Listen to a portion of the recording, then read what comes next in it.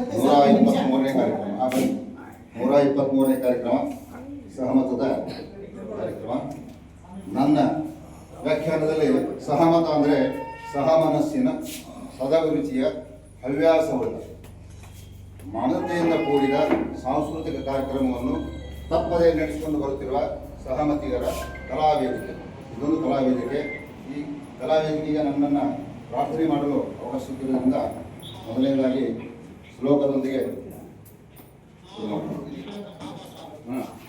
ವಕ್ರತುಂಡ ಮಹಾಕಾಯ ಸೂರ್ಯಕೋಟಿ ಸಮಪ್ರಭ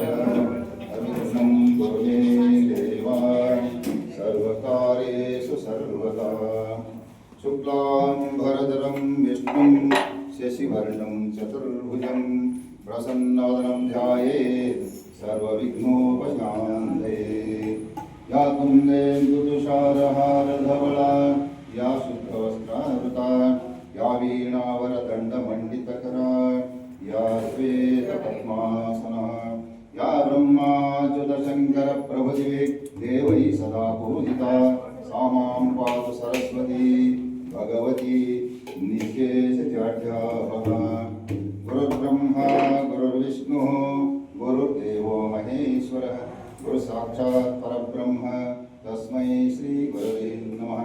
गुरुसाक्षात् परब्रह्म तस्मै श्री गुरवे नमः. ಶ್ರೀ ಗಣೇಶನ ಚರಣ ಕಮಲದಲ್ಲಿ ಸರ್ವ ಸಮರ್ಪಣೆ ಮಾಡೋಣ. ಶ್ರೀ ಗಣೇಶನ ಚರಣ ಕಮಲದಲ್ಲಿ ಸರ್ವ ಸಮರ್ಪಣೆ ಮಾಡೋಣ. ವಿಘ್ನಗಳನ್ನು ನೀಗಿಸುವಂತ ಭಕ್ತ ಪ್ರೇಮಿಗೆ ನಮಿಸೋಣ. ವಿಘ್ನಗಳನ್ನು ನೀಗಿಸುವಂತ ಭಕ್ತ ಪ್ರೇಮಿಗೆ ನಮಿಸೋಣ. ಶ್ರೀ ಗಣೇಶನ ಚರಣ ಕಮಲದಲ್ಲಿ ಸರ್ವ ಸಮರ್ಪಣೆ ಮಾಡೋಣ. ವಿಘ್ನಗಳನ್ನು ನೀಗಿಸುವಂತ ಭಕ್ತ ಪ್ರೇಮಿಗೆ ನಮಿಸೋಣ.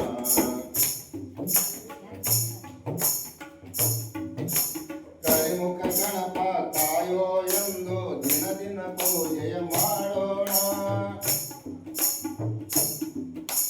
ಕರಿಮುಖ ಗಣಪ ಕಾಯೋ ಎಂದು ದಿನ ದಿನ ಪೂಜೆಯ ಮಾಡೋಣ.